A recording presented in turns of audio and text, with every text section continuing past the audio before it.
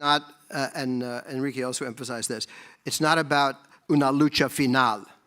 Democracy is about continuous improvement, a struggle for space and voice that never ends. But we do have, as Patricia emphasized, a batería de instrumentos. Batería de instrumentos. Institutions that have been built up over the decades, as well as some pieces of paper, but pieces of paper that civil society can make real. And one of those, as has been referred to repeatedly already, is the Lima Declaration, the Lima Commitment, Democratic Governance Against Corruption. I might mention, by the way, that this document, unlike in previous years at summits, the final documents were signed by all the participating governments. Sometimes one or two governments took exceptions, but all the other governments signed on. But by the time we got to Lima in 2018, the region was so fragmented that the host did not try to get all countries to sign on, actually. The host simply declared this as the Lima Commitment. It had been negotiated among governments, but it was not actually signed by all governments. So it has a different status. But the Lima Declaration was referred to. It's very pertinent to the issues here on this panel. So I'm going to just pose two questions to our panelists to get the conversation rolling, and then I'll open it up to the floor. Some of you have already addressed this, but the Lima Declaration, very detailed in its discussion of corruption and accountability. It advanced a whole series of initiatives. As Marcelo pointed out, maybe half have been implemented or half have not. But I would be interested in hearing, I think we'd all be interested in hearing, from the point of view of the organizations that you are engaged in, which pieces, which paragraphs in the Lima Declaration have been most useful for your work, and what parts of this declaration maybe need a little more work, maybe should be expanded. In fact, even here today, this week in Los Angeles. Who would care to... Enrique? Sí, con mucho gusto. Lo más breve posible. Nosotros en RedLat, esta es una organización, como muchos de ustedes saben, que se fundó en Panamá, dicho sea de paso, hace como 15 años.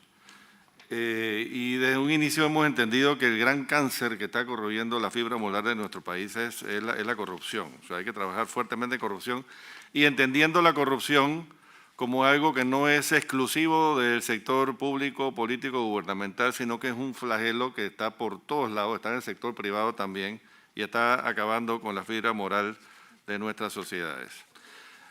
Antes de la cumbre de Lima, la RedLat conformó el grupo denominado Foro Ciudadano de las Américas.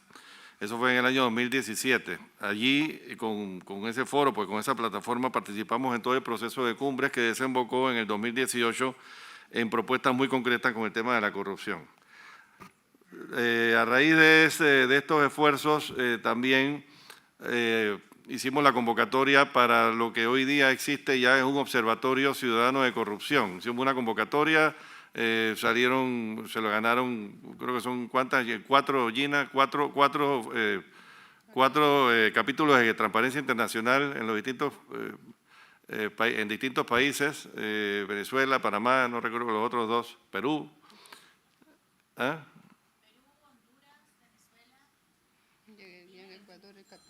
Y bueno, el observatorio ha estado funcionando bien, hay mucho todavía por hacer. Esto es algo que se ha ido proyectando de una forma muy efectiva. Estamos hablando de más de 300 organizaciones en 20 países de América Latina y el Caribe. Creo que eso ha sido un gran logro que que nos ha producido muchas satisfacciones. Por supuesto que hay mucho por hacer todavía. El mismo Foro Ciudadano de las Américas hay que expandirlo aún más, hay que fortalecer sus raíces, pero siento que es un buen paso, un excelente paso en la dirección correcta para combatir este flagelo de la corrupción en una forma integral. Reitero, porque es un tema que no es exclusivo del sector público-político. Hay unos aspectos a fortalecer según las findings del observatorio, por ejemplo, lo leo aquí, protección a denunciantes y líderes de derechos humanos que se involucran en la lucha anticorrupción, fortalecer todo el tema de la cooperación jurídica internacional, todo el tema de la judicialización de casos transnacionales de corrupción, identificación clara de las víctimas de la corrupción para facilitar la reparación y garantizar la no repetición, y, como mencioné en mi primera intervención, promover ese trabajo multiactor en torno a la lucha contra la corrupción. Thank you. Thank you very much. Marcelo? Gracias, Richard. Primero quiero hacer una corrección, siempre es importante corregir esto. Son un total de 1.450.000 contrataciones públicas las que están disponibles, en este caso en Ecuador, a través de formatos de datos abiertos. Y quiero empezar a través de esto. Precisamente uno de los mayores avances que se dio a partir del Compromiso de Lima fue el ecosistema de datos abiertos en la región. Y eso creo que es algo que es necesario de ser impulsado. Una buena cantidad de organismos internacionales como Open Contracting, como AITI, están trabajando profusamente en la región para tratar de transparentar de forma adecuada y estandarizada estos datos de contratación pública, pero también datos del sector extractivo. Y creo yo que, sin duda, ese fue uno de los mejores instrumentos que pudimos tener a partir del Compromiso de Lima. Cómo desde la sociedad civil podemos presionar a nuestros gobiernos a que vayan avanzando en este tipo de agendas de mayor transparencia. No solo publicar información por publicar, sino garantizar su uso y reutilización, así como su redistribución. Sin embargo, también creo que uno de los mayores retos que tuvimos y que aún tenemos y que también se evidenció en el informe del Observatorio Ciudadano contra la Corrupción es que el eje de fortalecimiento de la gobernabilidad democrática fue el peor calificado en nuestros países. Y precisamente la peor calificación refiere a promover la adopción de medidas que prevengan conflictos de intereses. En nuestros países tenemos declaraciones de bienes, pero para mí es impensable que se siga alegando, por ejemplo, protección de datos personales para impedir el acceso a estas declaraciones de bienes, precisamente de funcionarios públicos que, quién sabe, potencialmente estaban involucrados en casos de corrupción. No podemos utilizar la protección de datos para minar el derecho al control social y la lucha contra la corrupción. Y yendo un poco más allá, es lamentable que el desconocimiento de nuestras autoridades públicas no haya permitido avanzar en la adopción de regulaciones de lobby, de conflictos de intereses y de beneficiarios finales. Hay que recordar también que, así como decíamos, existen instrumentos OEA, existe una ley modelo para identificar precisamente a potenciales conflictos de intereses. Es lamentable que, por ejemplo, en el caso ecuatoriano estuvimos a punto de tener la primera ley en América que garantice transparentar el lobby y prevenir las puertas giratorias. Pero desafortunadamente la Asamblea Nacional de Ecuador decidió darles las espaldas a la lucha contra la corrupción y de esa manera pues seguimos en un ecosistema que no previene, detecta ni sanciona adecuadamente este mal. Finalmente yo creo que la corrupción no tiene fronteras y eso es algo que se ha puesto en evidencia. Y la cooperación jurídica entre países sigue siendo un reto pendiente. Necesitamos un catastro internacional de las empresas involucradas en corrupción. No es posible ni aceptable que se sigan contratando a otras empresas en otros países que ya han sido sancionadas por corrupción dentro de los países de América. Y creo yo que es necesario avanzar a ello. Y finalmente, algo que nos puede ayudar a recuperar la confianza de la ciudadanía, que es la recuperación de lo robado. A pesar de que se han aprobado leyes de recuperación de activos en la región, siguen siendo ineficaces y eso desafortunadamente sigue minando la confianza de los ciudadanos en las instituciones de justicia. Thank you, Marcelo. The information is power. That's the idea behind datos abiertos. I recall when I was actually working in the U.S. government in national security bureaucracies, every document was classified secret, secret, secret. And I thought, well, secret from whom? Well, in a few cases, maybe there were some military issues. But basically, it was secret from the public to deny them information, to keep power inside the government and not more diffuse in a more democratic way. Because people in the government, of course, understand that information is power, and they want to maximize their own power by denying access to information. So datos abiertos, critical piece of democratic governance. So thank you for that. Sonja. So one of the principles or initiatives that my group, Integrity Group Barbados, would have embraced is number 5, and it says promoting public awareness and citizen participation campaigns for the prevention and participation in the fight against corruption and impunity, and on the tools available to address and combat corruption.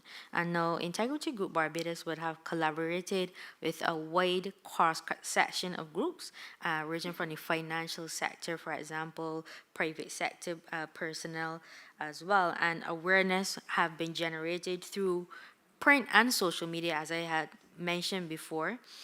But I think that there's still, so in speaking about these initiatives and about government's commitment to democratic accountability, I also want to mention areas and opportunities where civil groups themselves can expand and improve as well. So I think that even though we have embraced and we have promoted public and awareness, I think that we need to operate in a more strategic way and standardize the way and the methods that we use to generate public awareness. So for example, do we want awareness that is elite-centered, or do we want public awareness to reflect the interest of the citizens?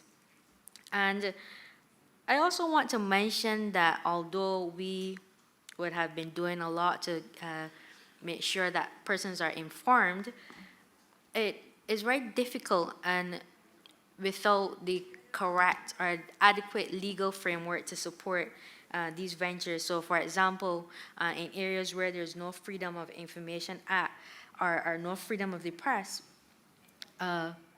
public awareness becomes more difficult. So these things need to work in tandem. So I would like to see a stronger political will, although, as I said, we have been engaging in public awareness, but I still think that there's a room for development and advancement in this area. So it needs to be supported, as mentioned before, by sufficient regulatory framework that will facilitate this. And another initiative that has been embraced was promoting the adoption or strengthening of such legislative measures as are necessary to criminalize acts of corruption and related offenses consistent with the United Nations Convention Against Corruption, the United Nations Convention Against Transnational Organized Crime, and the Inter-American Convention Against Corruption. And I know I would have mentioned just now that there is a deficit where the legal framework is concerned to support certain democratic accountability features, but Integrity Group Barbados, they were advocates for legislative changes and some public sector reform, especially in the area of procurement, which is a major issue in Barbados. There's inadequate framework to monitor procurement. So the group would have met, consulted with the government, and made significant progress in this area. But I think, as I said, this can also be enhanced with greater research, more data being available. And I also think that to get broad-based support on the legislative changes that we hope to achieve, that we need effective communicative strategies, that require the right messaging and how the discourse is being framed. And I think that as civil groups, we should do more to shape the discussion according to the principles of democratic accountability. So those are the two initiatives that we would have definitely embraced. But as it relates to where I think we need significant enhancing and improvements is the 10th initiative, which is promoting the adoption of measures to prevent conflicts of interest, as well as the public filing of financial disclosure statements by public officials as appropriate. Now, where I'm from, Barbados, is a very small society, so instances of conflict of interest, they're very, very prevalent. because of the, the system, the social networks, and how interconnected people are. So, and it's one of the latter points in this same initiative is the public fighting for financial disclosure, and we don't have legislation to support declaration of assets as well. So going back to the conflict of interest, I think there needs to be more established operational codes and very specific information about what conflict of interest is and how, how it can occur, and just to tap into those preventative measures. So that's one of the things that I would like to see.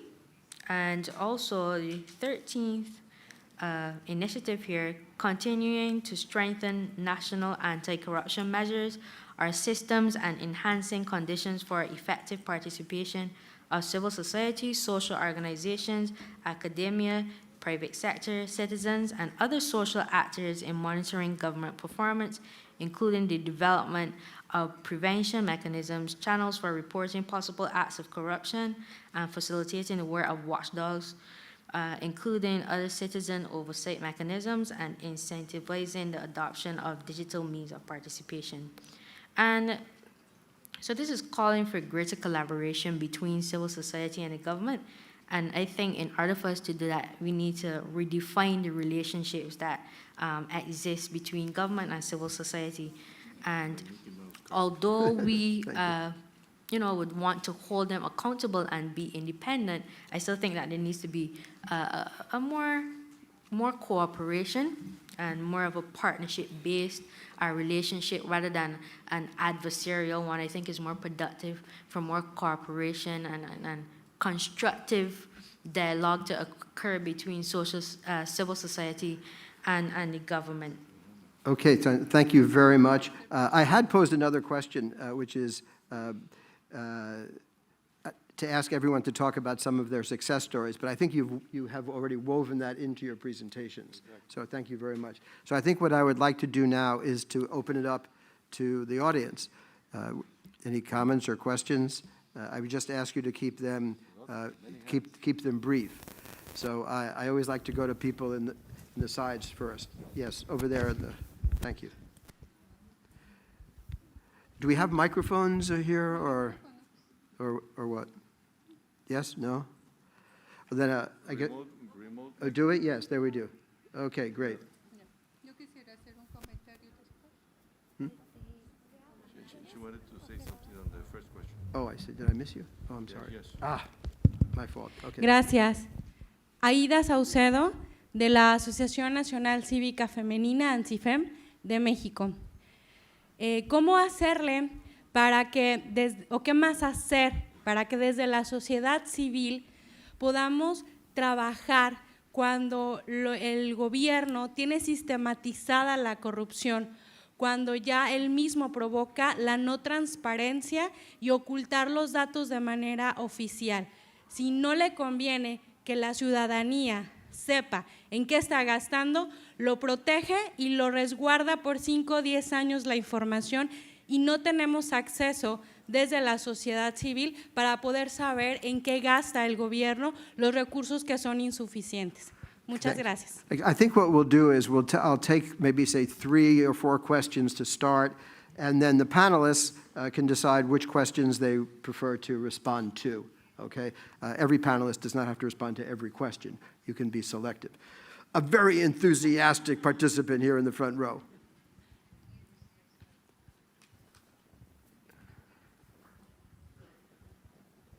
Muchas gracias, Ligia Gómez de Nicaragua, de Urnas Abiertas.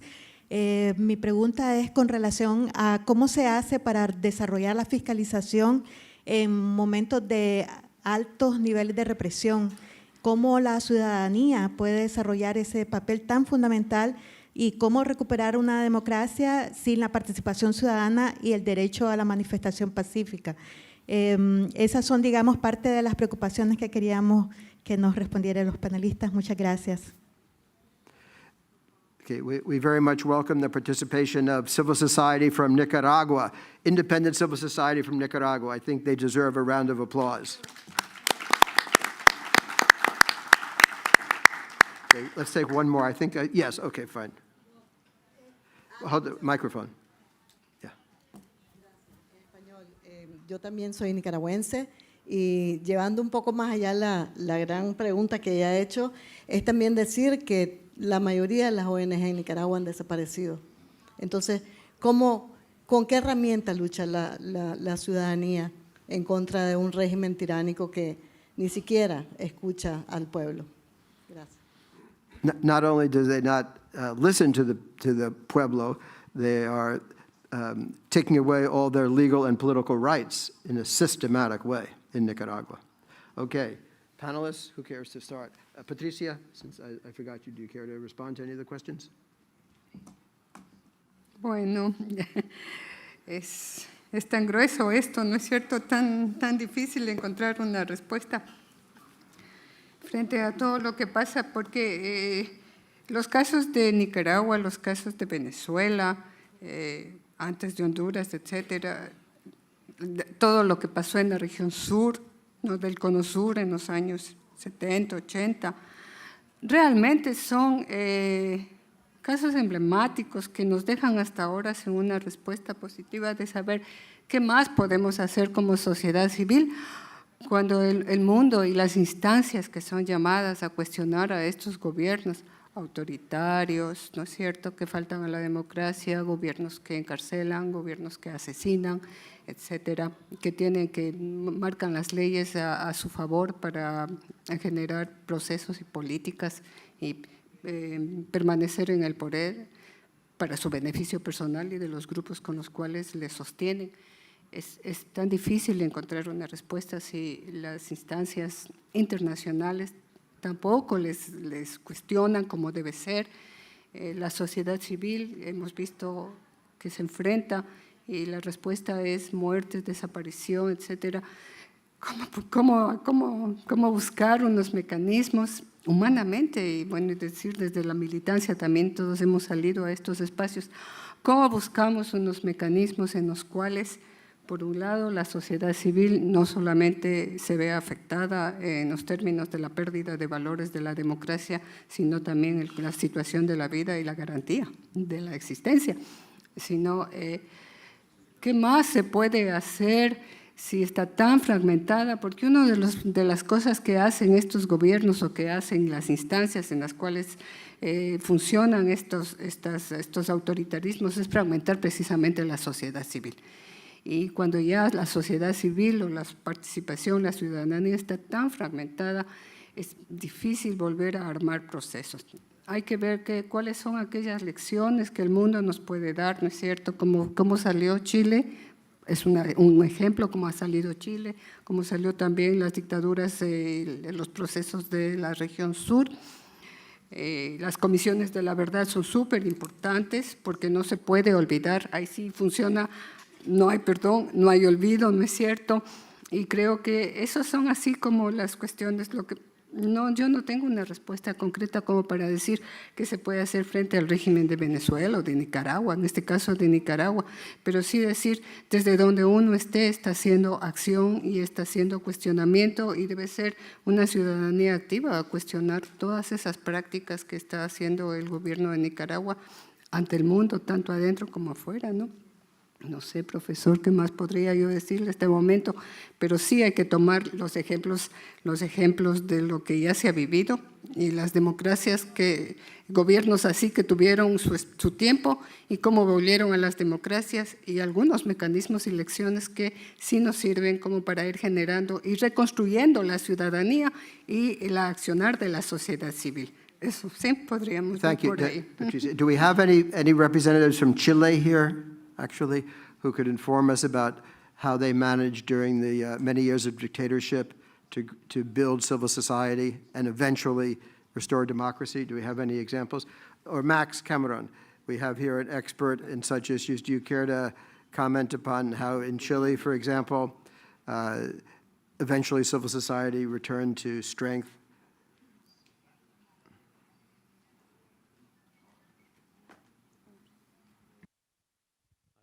Question, but I think that one of the things that we know from political science is that it's very hard to achieve a transition unless there's a division within the regime. And sometimes what you need is unity in the opposition, which can be challenging, that is able to take advantage of divisions within the regime. Until you see cracks in the regime, it's very hard to mobilize a successful transition to democracy. I think so. So Max Cameron, who's an expert in democratic transition, suggested on the one hand unity in the opposition, and then find ways to create some divisions to promote the reformers and the pro-democratic elements that might be within government. Did I see a hand over there? Yeah, then Marcelo next. Are we still on this topic, or? All right, Marcelo, you wanted to comment. Go ahead. Sí, una respuesta muy rápida al tema de acceso a la información pública. Yo creo que muchos de nuestros países se han dado por satisfechos con tener leyes de acceso a la información, a pesar de que tienen más de, bueno, ya casi 20 años de vigencia desde que salió la ley modelo de la OEA 1.0. Y creo que se han olvidado que ya existe una ley modelo 2.0 que precisamente trata de evitar la discrecionalidad de las autoridades públicas al momento de entregar información. Creo que es importante insistir en la reforma de estas leyes a nivel regional. Pero tal vez no solo quedarnos ahí, sino utilizar acciones de litigio estratégico. Creo yo que es importante utilizar al Sistema Interamericano de Derechos Humanos para que a través de sus sentencias, así como también de sus opiniones consultivas, puedan influir en este proceso de reforma a nuestros ámbitos normativos de acceso a la información pública y transparencia. Sobre el tema Nicaragua, la situación es realmente preocupante y es lamentable, y esto se está extendiendo en varios países de la región. Estas democracias difusas, desafortunadamente, pues están afectando sin duda al espacio cívico, y pues las esperanzas incluso se están perdiendo en el mismo Sistema Interamericano de Derechos Humanos o en el examen periódico universal de Naciones Unidas. Sin embargo, creo que no hay que perder la esperanza de tratar de acudir a estos sistemas, dejar evidencia sobre cada una de las violaciones de derechos que se están realizando, y también, aprovechando este espacio, hacer un llamado a los países a que se haga respetar la Carta Democrática. Creo que en los últimos años los países se han olvidado de esta Carta Democrática que precisamente debería impedir que suceda lo que está sucediendo en países como Nicaragua y sin duda otros más. Sí. Miren, yo digo, igual que Patricia, no hay una respuesta que los va a dejar a ustedes satisfechos, ¿no? Obviamente, yo conozco el caso de Nicaragua perfectamente, es realmente frustrante. Conozco a varios de los presos políticos, como Red Lad los hemos llamado con nombre y apellido, son presos políticos, pero aún así eso no es suficiente. Yo te pudiera decir, hombre, hay que ir a los medios. Claro, depende del nivel de totalitarismo que hay, ¿no? Si el régimen de Daniel Ortega tiene todos los medios controlados, bueno, ahí hay un problema, pero generalmente se resuelve o se comienza a ejercer buena presión a través de los medios de comunicación, a través de las redes sociales, a través de las organizaciones locales que estén en estos temas o internacionales como Red Lad. Como Red Lad constantemente estamos tratando de incidir. Pero aún así nada de eso es, contra Patricia, que forma parte del Consejo Coordinador. Pienso que es muy importante tratar de hacer causa común con otros sectores. Yo insisto en ese tema. O sea, hay que buscar causa común con el sector privado. No todos los empresarios están solamente pensando en sus bolsillos. Hay empresarios muy conscientes, socialmente hablando, y preocupados. Bueno, son los primeros que les conviene que el país le vaya bien, ¿no? Entonces hay que hacer causa común con otros sectores. Hay que aprovechar el momento de las elecciones, lo dije también. Y habiendo dicho eso, también quiero recalcar que gran parte del problema en nuestros países es que los pueblos, por decirlo de alguna manera, o sea, la ciudadanía es muy pasiva y hay mucho conformismo. Realmente lo que se necesita en nuestro país es nuevo liderazgo muy berraco, liderazgo que inspire a esas grandes multitudes, y así se van a lograr los cambios poco a poco. Ahora mismo gente como Daniel Ortega la tienen fácil. En Nicaragua y en muchos países hay mucha pasividad, también por tanto golpe que han recibido, ¿no? Pero yo creo que por ahí va la cosa. Hay que trabajar mucho en fomento de nuevo liderazgo orientado en principios, basado en valores.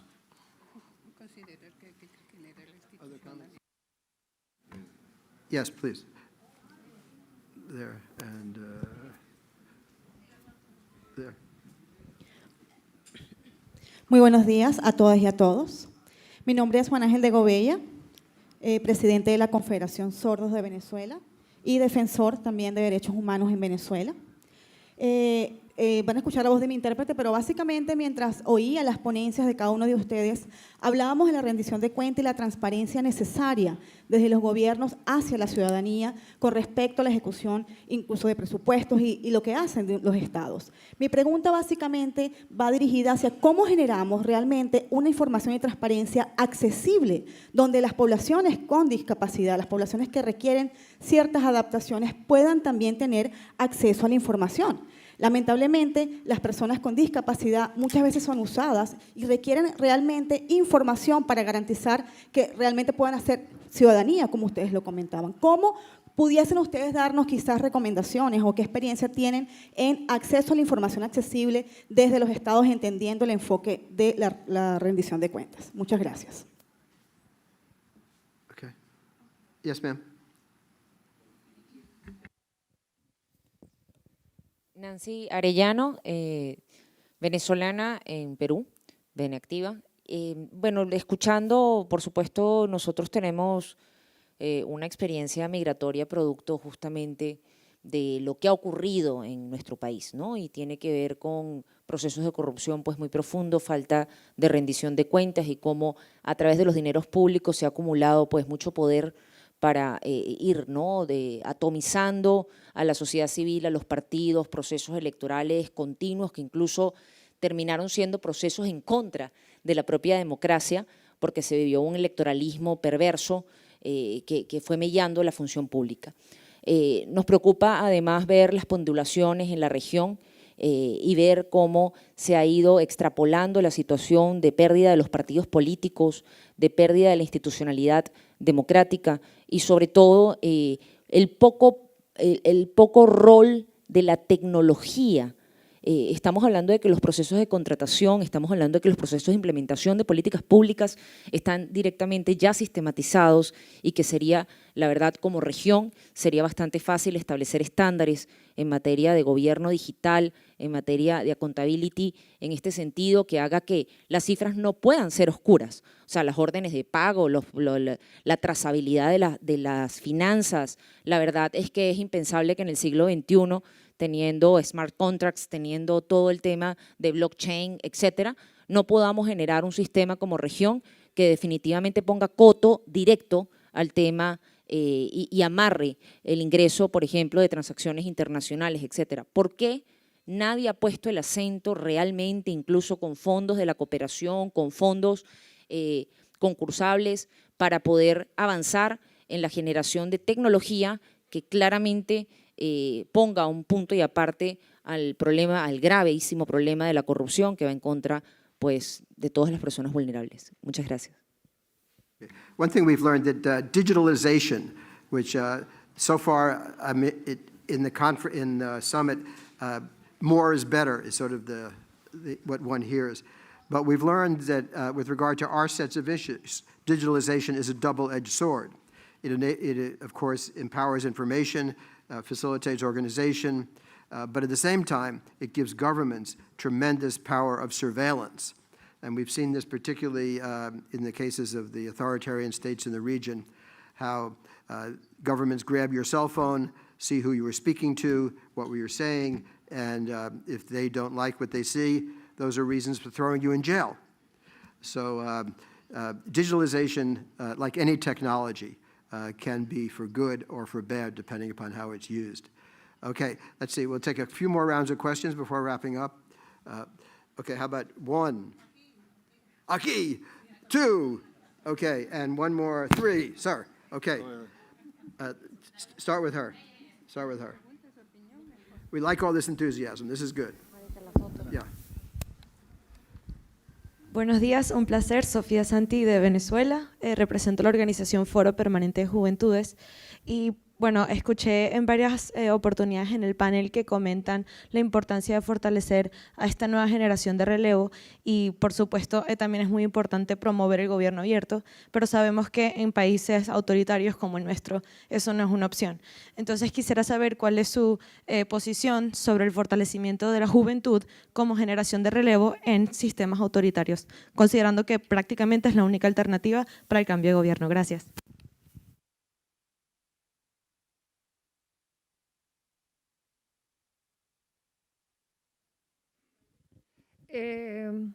Buenos días, yo soy Marta Ferrara, soy directora ejecutiva de la organización Semillas para la Democracia de Asunción, Paraguay, formo parte de la Red LAT.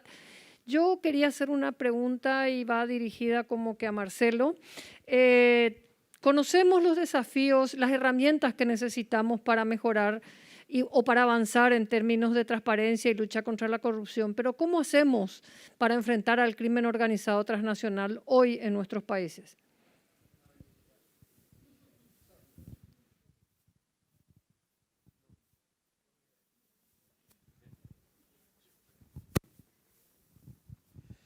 Buenos días a todos. Mi nombre es Salvador Ortega y soy el Ombudsman Empresarial de México. Les quiero recordar que en la Asamblea de Santo Domingo, en el 2016, hubo un acuerdo al término de la Asamblea en el cual al MECICIC se le dio el poder de combatir la corrupción de la mano con el sector privado, el cual yo represento. Les doy la buena noticia. Acabo de firmar con más de 50,000 empresas en México un convenio para combatir la corrupción. Le acabo de informar a Luis, que lo quiero dar a conocer en Washington, porque el MECICIC, a cargo de Jorge García, que yo trabajo con él desde el 2011, que hice la declaración en el Salón Simón Bolívar, en la sede de Washington, que tenemos que trabajar el sector privado y la sociedad civil de la mano para combatir el tema de la corrupción. Ustedes saben, desde la Convención de 1994 en Miami, se incorporó el tema del mecanismo del seguimiento para la Convención Interamericana contra la Corrupción. Hay que darle un seguimiento serio, los empresarios y la sociedad civil, obviamente tenemos que participar. Efectivamente, el empresario es una persona que está tanto capacitada con moneda para poder difundir, que tiene un poco más de posibilidades que el sector civil, que pues está a veces limitado por los recursos económicos. Les doy esta buena noticia, estoy por firmar con otros 37,000 empresarios. En mi país pedí yo 2,446 ombudsman como yo, para dirigir, vigilar y proteger el gasto público. Es ahí a donde está la corrupción, es ahí a donde se van miles de millones de pesos y nadie dice nada. No, sí decimos. Claro, estoy yo aquí en la OEA para tener el respaldo y que no digan que a Salvador Ortega se suicidó de 20 puñaladas en la espalda. Tenemos que tener el apoyo de esta organización y también de la ONU para poder combatir la corrupción. Muchas gracias. Thank you for sharing that very important statement from the Mexican experience. Panelists, you want to respond to some of the comments and questions? Marcelo? Sí, voy a ser breve para poder dar espacio a todo. Primero, creo yo que es importante tener en cuenta al respecto del acceso a la información para personas que están dentro de una brecha, y no hablemos solo de una brecha digital, porque en muchas ocasiones nuestros países quieren transparentar información a través de portales web cuando el acceso a Internet realmente sigue siendo una limitante. ¿Y qué pasa con personas no videntes, con discapacidades auditivas? Y también ahí está la obligación de los estados de poder actualizar sus normas para garantizar un eficaz acceso a la información pública. Existen ejemplos interesantes que he visto en algunos países de Sudamérica, por ejemplo, de informes de rendición de cuentas en braille, precisamente para poder garantizar el acceso a esta información a personas con discapacidades visuales, así como también la obligación a través de políticas públicas que todos los mensajes gubernamentales tengan lenguaje de señas, como estamos viendo incluso en este evento. Creo que es necesario que esto se extienda en todos los países. Y finalmente, para responder a Marta y también a la otra pregunta planteada sobre por qué no estamos implementando políticas de transparencia, de digitalización, como decían en Venezuela. Yo creo que ya no resta nada que inventar. La tecnología existe, lo que nos hace falta es voluntad política. Desafortunadamente, las autoridades públicas no quieren transparentar información, no quieren permitir la participación de la ciudadanía e incluso no quieren un relevo generacional y nos están cerrando las puertas en todos los espacios y caminos posibles. Creo yo que es importante, Marta, fijarnos en que la génesis de la corrupción está en el financiamiento de la política y en la contratación pública. Y si es que no atacamos estos dos puntos, es en donde el crimen organizado ha podido penetrar y ha capturado a nuestras democracias. Si no tenemos absoluta transparencia en quién está financiando a nuestros políticos y cómo se están adjudicando los contratos públicos, difícilmente vamos a poder evitar que nuestras democracias sean capturadas, así como también difícilmente vamos a poder evitar que el narcotráfico, el tráfico de personas y el tráfico de armas siga penetrando en nuestras sociedades, poniendo en riesgo no solo, en este caso, como ya le dije, nuestras democracias, sino nuestra seguridad en el día a día. Gracias. Yo podría decir, por ejemplo, aquí que no lo hemos tomado, que para poder cerrar y pensar que una de las cuestiones que debemos asegurar es seguir manteniendo el fortalecimiento de la gobernabilidad democrática y que la autonomía judicial es algo súper importante para nuestros países, ¿no es cierto? Sin justicia y sin seguridad jurídica es muy difícil cómo podemos vivir y cómo podemos establecer en esta visión de las democracias y el ejercicio ciudadano. Por otro lado, le felicito, señor empresario de México, Salvador, por estas iniciativas, porque la corrupción no solamente viene del lado de gubernamental o de los funcionarios, ¿no es cierto? Hay quien ofrece, hay quien acepta, etcétera. Entonces me parece que transparentar, limpiar las prácticas nocivas y no trabajar con dineros corrosivos, como se llaman ahora, tanto los de los negocios ilícitos como los de la corrupción, son iniciativas y son prácticas que deben volverse carne y ejercicio diario y cotidiano en todos los niveles y en todos los estratos. Así pensaremos, pues, a largo plazo, recuperar el Estado, mejorar la gobernabilidad, mejorar las instituciones democráticas, la norma que nos sirva para la garantía de la protección de los derechos humanos de las personas y de todos los ámbitos en los cuales nos desarrollamos. Creo que es importante esta iniciativa de los empresarios en México, ¿no es cierto? Y yo quería decir también aquí otro tema que no quiero que se quede ahí en el aire con el tema del relevo y la juventud. Es una pena que no haya una declaración de la juventud. La juventud es un espacio de la vida olvidado. Hablamos de niñez, la adolescencia, después nos volvamos a los adultos jóvenes, los adultos mayores, pero no hay todavía un espacio que hable sobre esta transición y cómo el relevo, la juventud, tiene que estar ahí posicionada. No es necesario que se creen las leyes de la juventud, aunque hay algo que se debe reglamentar, pero sí debe haber todo un espacio de inserción. Cómo responder a la juventud, que en la pandemia ha sido con las mujeres las que más perdieron el empleo, ¿no es cierto? Que están expuestas a todos los temas de la conectividad, están expuestos a todos los temas de la inseguridad. Si uno mira en los temas de la pobreza y mira los indicadores de pobreza, Latinoamérica, en la región de Latinoamérica y el Caribe, es grande en todo lo que es la pirámide de niñez, adolescencia y juventud, y son los indicadores donde más pobreza existe, menos acceso, problemas de seguridad. Entonces yo creo que la juventud hay que ponerle un ojito, comenzar a hacer un relevo bien, una transición adecuada y formar, como decía Enrique de Barrio aquí, cuál es el liderazgo activo, pero es un liderazgo que tiene que ser con modelos, no puede ser los modelos de los políticos corruptos que tenemos, que miran el éxito, o sea, la juventud tiene un problema, creo, y es un problema de cómo miramos, ¿no es cierto?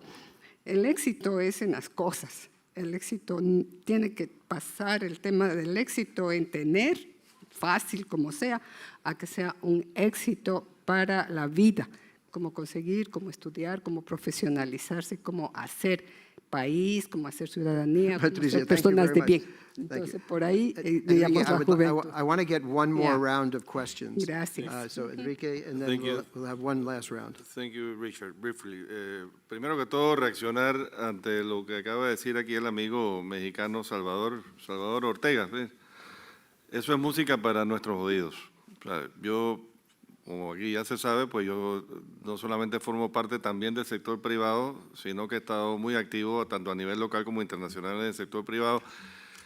If this is the 9th Summit of the Americas, and we are celebrating as of tomorrow night the 4th CEO Forum, that's because the first 5 were organized by us. O sea, los primeros foros del sector privado dentro del marco de las Asambleas Generales de la OEA y de las cumbres los organiza. Cuando digo nosotros me refiero a una organización that I'm sure you're familiar with, se llama el Sector Privado de las Américas. Yo soy uno de los fundadores del Sector Privado de las Américas y el vicepresidente. Lo que pasa es que a partir de la cumbre en Cartagena, ahí entró el BID y lo comenzaron a organizar de otra manera, pero nosotros organizamos los primeros 5 foros del sector privado desde Miami. Entonces ese es un tema sobre el cual yo soy muy sensitivo, ¿no? Y ciertamente, y lo hablamos aquí, la corrupción está por todas partes, muchas veces nace del sector privado. Me interesa mucho saber más de lo que están haciendo. Yo formo parte también de CEAL, que es la Comisión de América Latina, Comisión Empresarial de América Latina, y ahí hay mucho que se puede hacer trabajando en conjunto, sector privado, sociedad civil. En cuanto a ese tema. En cuanto a lo otro, la amiga venezolana, que no recuerdo el nombre, por allá, del sector juvenil.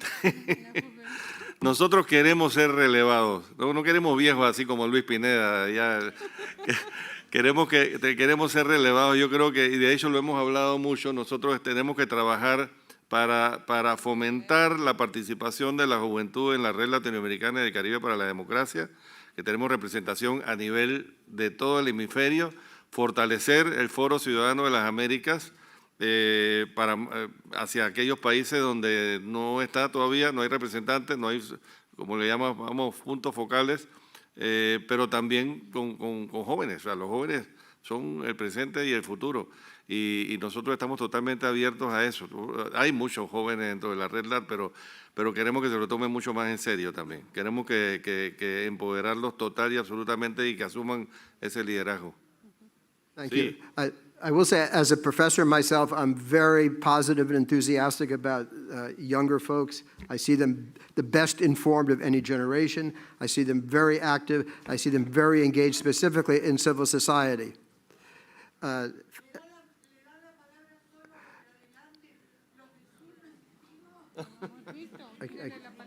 What?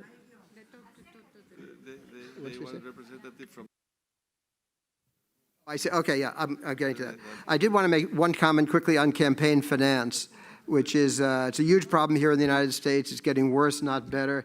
To run for president cost you over $1 billion. To just become senator from the state of California here, you have to raise tens of millions of dollars, which takes a lot of time and creates, obviously, all sorts of conflict of interest. It's a huge problem here in the United States. Just wanted to put that on the table. And I think what we'll do, to proceed now, I want to give everybody a chance to participate. So this is what we'll do. I'm going to allow like about 10 people to ask quick questions, and then the panelists will do their best to briefly respond to those questions that they wish to respond to. So okay, how many? Let's see, we'll start in the back, the neglected back. Yes, yes, you with the. Good, well done. Thank you.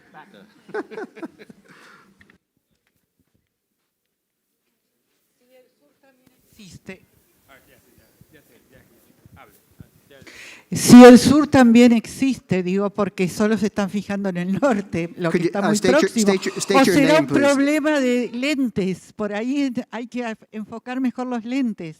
Creo que es un problema de lentes, fantástico, sí. Fantástico. Quería marcar 2 cuestiones en relación a la democracia. Yo vengo de Argentina, un país que apostó a la memoria, verdad y justicia, y aún hoy en día se están haciendo juicios a los genocidas. Y eso posibilitó una democracia formal, pero no una democracia real, participativa. Lamentablemente, con el paso del tiempo, las organizaciones de derechos humanos han sido separadas entre las que son amigas del gobierno de turnos y las que, como la que yo represento, es enemiga de cualquier gobierno de turno, enemiga entre comillas, porque el deber de un defensor de derechos humanos es poner en caja a los excesos de cualquier tipo que mellen la condición humana o su dignidad. Desde ese lugar, la reunión de la Alianza Hemisférica para renomar esta alianza debe ponerse en cuestión, primero que nada, que la democracia, sin el pleno goce de los derechos humanos, no es democracia, no importa cómo la quieran llamar, pero no es democracia. Y por el otro lado, el representante de RLAN habló del déficit de ciudadanía. Estoy más que de acuerdo con eso, es más, adhiero a todas sus palabras, ni que lo hubiera dicho yo. Pero aquí tenemos un problema, el empobrecimiento cultural de nuestros pueblos a partir de los programas neoliberales de economía y cada vez más miseria, más ignorancia, más dependencia. El narcomenudeo en mi país pasó a ser pyme para que familias enteras se sustenten el dinero para la comida diaria con el narcomenudeo. ¿Cómo imponer un Estado de Derecho que proteja la dignidad de las personas, haciendo retroceder al crimen organizado, y por el otro lado darle trabajo digno a las personas, y por el otro lado, y por último, porque si hay algo que no se puede hacer es que lucrar con la necesidad. Mientras que haya necesidades primarias insatisfechas, nadie va a descubrir la llave de la libertad para pensar y elegir con libertad. Gracias. Thank you very much. Yes. I'm going to call on as many people as we can, but I ask, try to keep your comments succinct. Yes.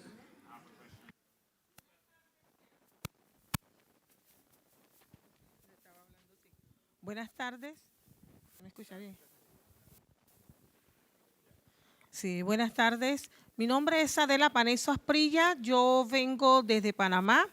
Le he escuchado muy detenidamente hablar de mi querido país, en donde tengo que reconocer que tiene razón en lo que está planteando. Y mi pregunta es, soy la presidenta del Centro Familiar Afrosanteño en la provincia de Los Santos, donde resido, y voy a ser la vocera del tema de gobernabilidad democrática el 8 de junio ante las altas autoridades de esta cumbre. Y mi pregunta es la siguiente: ¿qué es realmente para ustedes la democracia? Si nosotros vivimos en países donde prevalece la corrupción, el nepotismo, los conflictos de intereses, donde cada vez más, y con el asunto de la pandemia, nuestras poblaciones se han empobrecido, cada vez más hay más miseria, vivimos en democracias fallidas. Y yo pienso que tenemos que reconfigurar el concepto de democracia y que en ese sentido hubiese sido muy bueno permitir que todos los países participaran en esta 9ª Cumbre de las Américas, porque no podemos excluir, tenemos que incluir, y para llegar a un concepto real de lo que es democracia sería muy importante incluir a todas las partes y a todos los países. Gracias. Thank you very much. The Inter-American Democracy Charter, by the way, the Inter-American Democracy Charter does include a definition of democracy. So we have that document that I would refer you to. Let's see. Sir, back there. Your hand's been up a long time.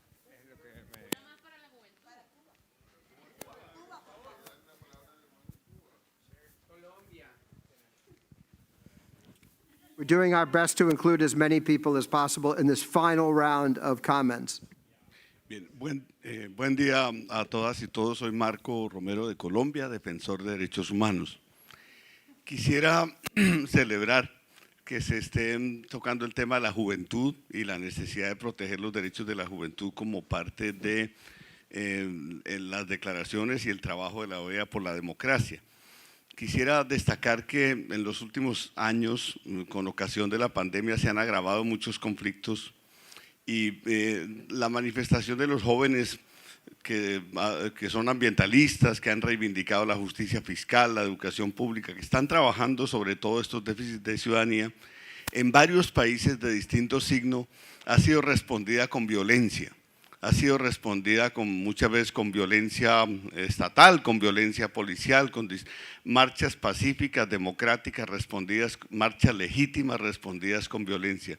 Es muy importante que la OEA se pronuncie sobre la necesidad de ver la movilización social, democrática y pacífica de los jóvenes, de las jóvenes del continente, como un atributo esencial de la democracia y no como un estorbo a la institucionalidad, que es como se suele ver. Muchas gracias. Thank you very much. Yes, ma'am. The one in the white shirt. The woman in the white, yeah. That would be you. Yes. I think that we can talk together. Okay, yo lo voy a decir en español porque realmente la exposición anterior de la señora de Panamá nos ha dejado muy nerviosos a los representantes de la sociedad civil cubana aquí. Yo creo que usted contestó muy bien cuando dijo que la Carta Interamericana es muy clara en defender el derecho a la democracia de los pueblos. El pueblo cubano no vive en democracia hace 62 años. El pueblo venezolano hace 20 años. Y el pueblo nicaragüense está sufriendo una de las peores represiones. El sacar a los dictadores de la mesa de las democracias es escuchar a los pueblos cubanos, venezolanos y nicaragüenses.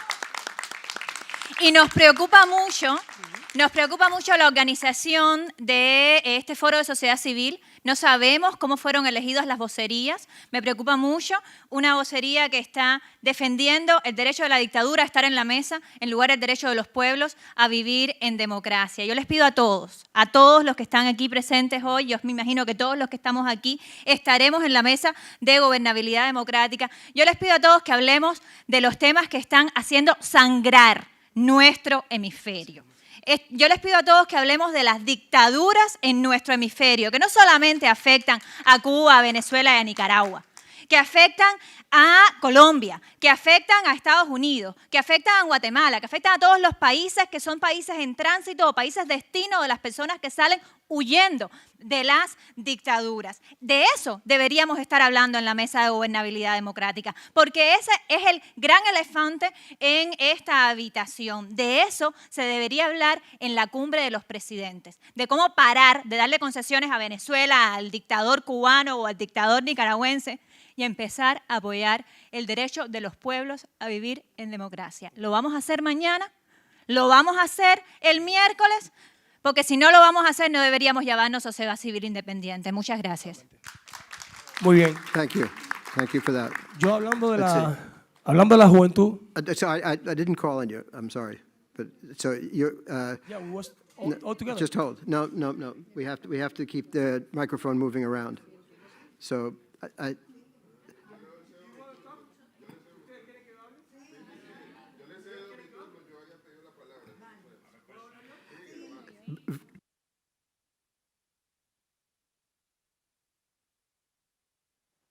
Lo mío es muy sencillo, muy fácil.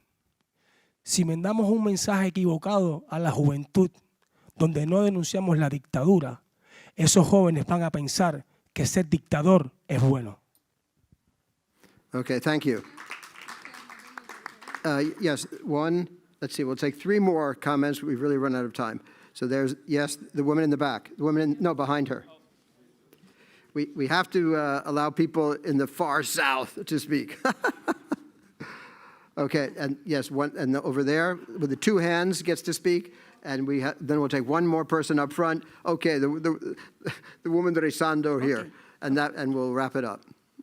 Okay, buen día a todos, bienvenidos y gracias por la oportunidad. Mi nombre es Daisy Márquez, soy presidenta de Funda Juventud, una ONG que nació en Venezuela, pero que actualmente se encuentra en Trinidad y Tobago, trabajando con los migrantes y refugiados. Hablábamos de democracia y eso está definido, como lo había mencionado aquí nuestro presidente. Pero para mí la democracia es amor. Nosotros somos seres humanos, nosotros no somos robots. Somos personas de carne y hueso que sentimos y tenemos vivencias. Y no son diferentes las vivencias entre nosotros. Entonces, aunque técnicamente la democracia es la separación de poderes y la garantía de el Estado de Derecho, cuando respetamos, es cuando te amamos. Si dentro de una posición, en una organización internacional o en una organización nacional o dentro del gobierno, yo voy a ver a la persona que está en los estratos más bajos de nuestros estados, con amor. En el momento de que yo voy a tomar la decisión, esa va a ser la decisión más asertiva que va a lograr incidir positivamente en mejorar la calidad de vida de esa persona. Porque cuando nosotros hablamos de democracia, es darle la participación, así como hoy yo felicito a la cumbre de las Américas por haberle otorgado la oportunidad a la sociedad civil de estar aquí hoy presente y hacerse sentir en lo que realmente nosotros debemos enfocarnos. Yo hablo en relación a los migrantes y refugiados venezolanos, en este caso en Trinidad y Tobago. Y yo pregunto, ¿qué estrategias se han avanzado a los fines de lograr de que los líderes de gobierno y organizaciones internacionales presentes en las regiones hagan pública y oficial los planes dirigidos hacia los migrantes y refugiados venezolanos? La solicitud y la aprobación de recursos económicos para su apoyo, ejecución y rendición de cuentas. Mi propuesta es muy fácil. Los medios de comunicación deben estar siempre presentes, tanto en el momento de la solicitud de la propuesta, tanto en el momento de la planificación. Es allí donde la sociedad civil organizada debe estar presente con el gobierno. Thank you very much. That's a very... I'm sorry, I have something else. Okay, just wrap it up because we're running out of time here. La violación de los derechos humanos y de los migrantes venezolanos. Tenemos muchas denuncias, tenemos mucha impunidad en Trinidad y Tobago, tenemos muchas violaciones de derechos. ¿Cuándo podemos nosotros lograr que se pueda hacer justicia? Estamos aquí para que nos den la oportunidad. Estamos viviendo un mal momento en Trinidad y me imagino que en otros países del mundo, pero en Trinidad hay una violación constante de derechos humanos. Auxilio. Estoy pidiendo apoyo para aquella mujer que ha sido violada, para aquella mujer que le han asesinado a su hijo, tenga el debido proceso en el sistema judicial, porque cuesta dinero a pagarle un abogado. Thank you very much for a very inspiring statement. I've just been given a message here that we really have to sort of wrap it up, so I'm going to just take I appreciate your enthusiasm and your knowledge and your expertise, but time is pressing. So I'm just going to call on just two more comments. Then I'll have the panel. I'd ask the panel to just limit their comments to 1 or 2 minutes because we really have to exit the room. So I think the woman praying here gets a statement, and then wasn't there a person over there? Who was it? The man standing in white, and that'll be it. Hola. En una parte del panel hablaron sobre fragmentación, sobre la sociedad civil fragmentada. Yo quisiera saber cuáles son los mecanismos de acercamiento que tienen los distintos sectores de la sociedad civil en el hemisferio, y también quisiera saber algo que me llamó mucho la atención sobre el tema de los diálogos entre estos sectores.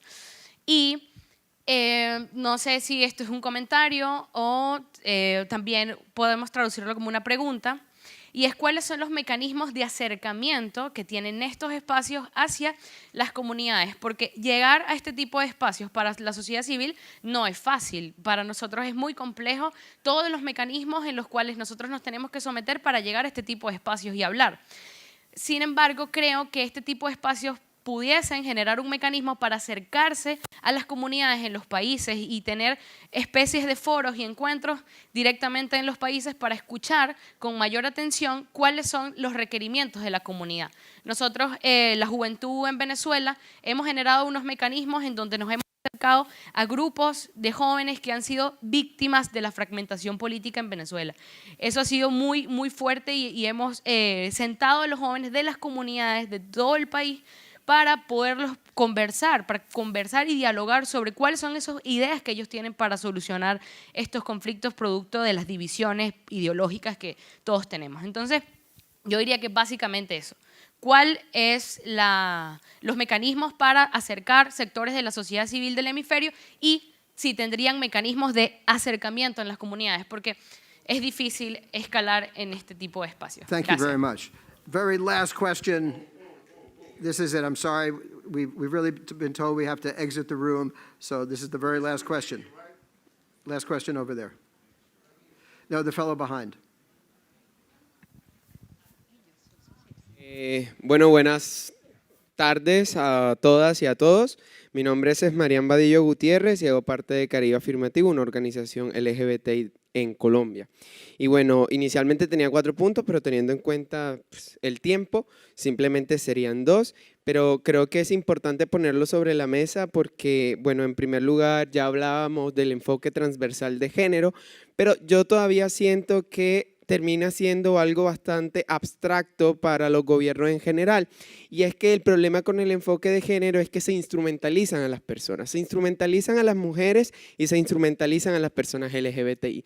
Simplemente somos una lista más, una fotografía, pero realmente no hay garantías de participación para la población LGBTIQ+, ni tampoco la hay para las mujeres.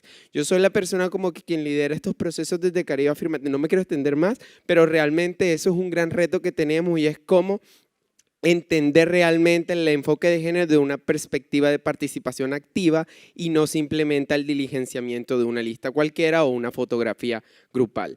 Y en segundo lugar, tiene que ver con el privilegio de esa participación. Realmente cuando aplicamos un enfoque diferencial, ¿a qué sectores se está ampliando esa participación? Porque terminan siendo las mismas personas, gays, clase media, alta, hombres y género, o terminan siendo las mujeres que también han estado históricamente ocupando esos puestos. Entonces, ¿dónde están las mujeres indígenas? ¿Dónde están las mujeres afro? ¿Dónde están las mujeres trans?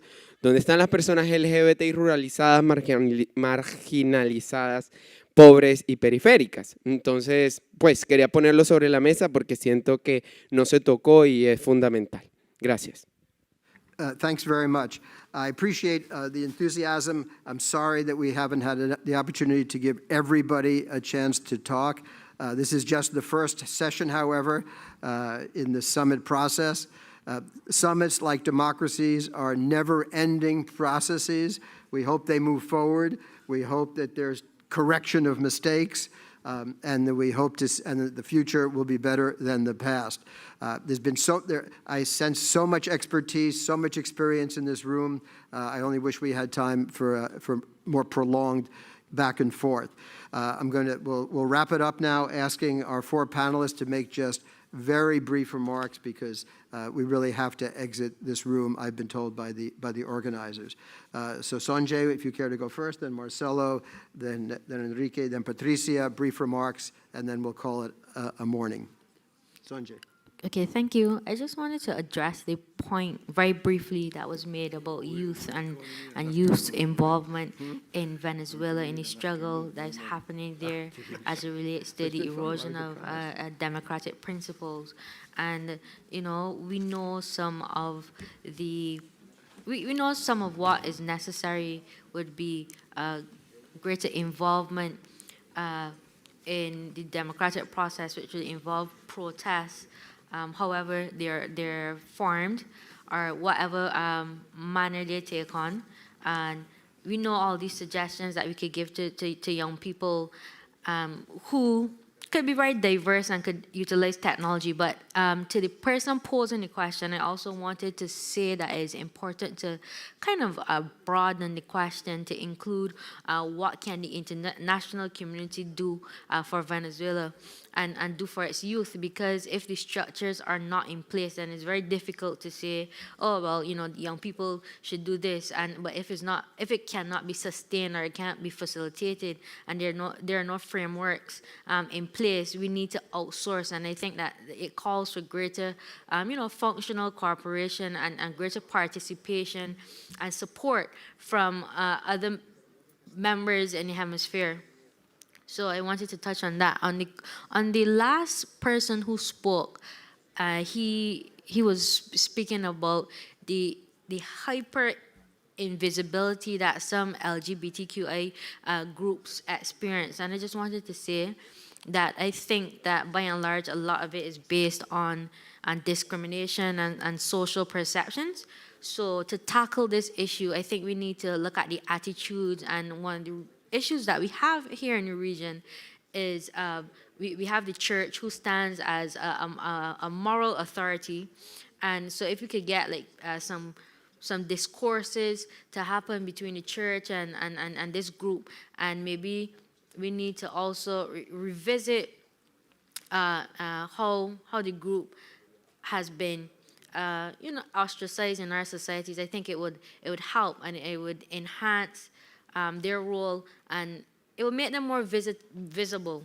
And from there we could begin to incorporate more progress in this area. So to sum up, I think that it needs to be more deliberate conversations about the perceptions of these groups that have been marginalized. Also, we need to look at, the broader structures that would lead to the invisibility factor in the first place, like patriarchy, for example. So that's just my contribution. Si un país no se rige por los principios democráticos de la OEA, no tiene derecho a participar acá. Y eso es algo que nosotros debemos mantenerlo y sostenerlo. Bajo ningún concepto se puede retroceder un paso en aquello, y más bien debemos fortalecer la participación de la sociedad civil de aquellos países para que hagan escuchar su voz. Creo yo que nos hemos olvidado cuáles son los puntos que podrían hacer que exista convergencia cuando hablamos de esta fragmentación, como decía la colega de Venezuela. Y nos olvidamos de cuáles son los pilares de la democracia. Y en eso creo que todos debemos coincidir. Que todos podamos exigir libertad de expresión, que todos exijamos independencia de justicia y que todos exijamos elecciones libres, transparentes y justas. Independientemente de la ideología, todos queremos eso. Y creo que hacia allá debemos apuntar. El Estado abierto, como ahora se lo conoce, tal vez es el camino para la articulación multisectorial, que sin duda es difícil de promover en aquellos países en los cuales la democracia está en riesgo, pero que las redes internacionales que existen de organizaciones de la sociedad civil, de jóvenes, sean la voz de todos ustedes para poder identificar y poder posicionar en este tipo de espacios qué es lo que está pasando en estas democracias que lamentablemente han sido cooptadas o ya son inexistentes. Finalmente, creo yo que ojalá una de las conclusiones de esta cumbre sea no dejar a nadie atrás. Como decía el colega de Colombia, pues no en todos los espacios están participando todo. E incluso creo que este espacio es la muestra de que no todos han podido intervenir. No por el moderador, sin duda, sino que el formato no nos ha ayudado a que todos nos podamos escuchar, pero que sobre todo nos podamos sentar de forma horizontal con los gobiernos y plantearles cuáles son nuestras inquietudes y propuestas. Muchas gracias. Total y absolutamente de acuerdo contigo, Marcelo, y hace parte del proceso de cuando yo hablaba de la evolución. Antes era mucho peor, por lo menos ahora estamos aquí y debemos seguir avanzando. Reaccionando brevemente a algunos de los señalamientos de mis queridas amigas de Venezuela, amigos de Cuba, si hay una red hemisférica de sociedad civil que tiene claramente lo que es el totalitarismo y lo importante que es luchar contra el totalitarismo, y lo ha hecho con firmeza desde su fundación, es la Red Latinoamericana y el Caribe para la Democracia, y ustedes lo saben.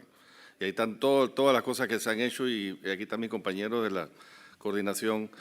Y lo dije al principio, en mis primeros 5 minutos, cuando hablábamos de la importancia de destacar el principio de libertad y del Estado de Derecho. Sin eso, poco podemos hacer. Y nosotros lo hemos venido haciendo, repito, desde hace más de 15 años, con mucha firmeza, desde una plataforma totalmente diversa e inclusiva, tanto a nivel hemisférico, regionalmente hablando, geográficamente hablando, como por grupos afrodescendientes, poblaciones, grupos originarios, grupos LGBTQ+, etcétera. Es una red que uno pudiera decir 15 años es poco, pero hombre, en 15 años, Marta, hemos hecho bastante y lo vamos a seguir haciendo porque es lo que hay que hacer para beneficio de todas nuestras poblaciones. Con relación a lo que decía mi paisana, es que nosotros no vivimos en democracia, nosotros estamos aprendiendo a vivir en democracia. Lo dije también al inicio, la democracia va mucho más allá de elecciones, en el caso de Panamá, cada 5 años, por más transparentes que sean. Si ustedes se leen la Declaración de Varsovia, ahí hay uno de las definiciones más claras de lo que debe comportar una democracia plena, lo que es la sujeción al Estado de Derecho, la promoción y observancia de los derechos humanos, que se le dé su rol a la sociedad civil, a la participación ciudadana, todo eso es democracia plena, y en muchos de nuestros países eso no se da. No quiere decir que no tenemos democracia, tenemos una democracia que está en proceso de ser aplicada cabalmente, certeza del castigo, es una de las cosas que no se da en muchos de nuestros países. Otra reacción a lo que aquí se ha dicho, bueno, y parte esencial de la democracia plena es el diálogo, y en eso tú lo sabes que en Panamá hemos estado trabajando durísimo con todo el diálogo, ahí Melba de Gooding, Alberto Cobos, yo creo mucho en eso, y es un poco de las cosas que tenemos que hacer a nivel hemisférico, promover ese diálogo multiactor. Para mí eso es fundamental, que podamos trabajar en conjunto con los otros sectores que hay en la sociedad. Y la Red LAT, también reaccionando a algo que alguien comentó, una joven, creo que fue una joven venezolana, está totalmente abierta. Por aquí está nuestra directora ejecutiva, estamos varios de nosotros, está totalmente abierta. No es un gremio en particular, es una red de sociedad civil, y en ese sentido estamos totalmente abiertos a seguir incorporando personas en la dirección de la Red LAT y también a través del Foro Ciudadano de las Américas. Muchas gracias. Yo simplemente quisiera saber, en la misma nota, cuáles son los mecanismos de acercamiento, y ahí voy a centrar.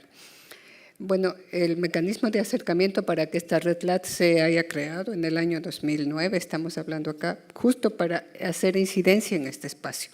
Las organizaciones tenemos nuestras propias lógicas en nuestros países, pero todo nos une, uno, el respeto a la democracia, como lo hemos dicho, el aseguramiento del Estado de Derecho, gobiernos que respeten y garanticen los derechos humanos. Esos sí son como los pilares que nos unen a nuestras organizaciones.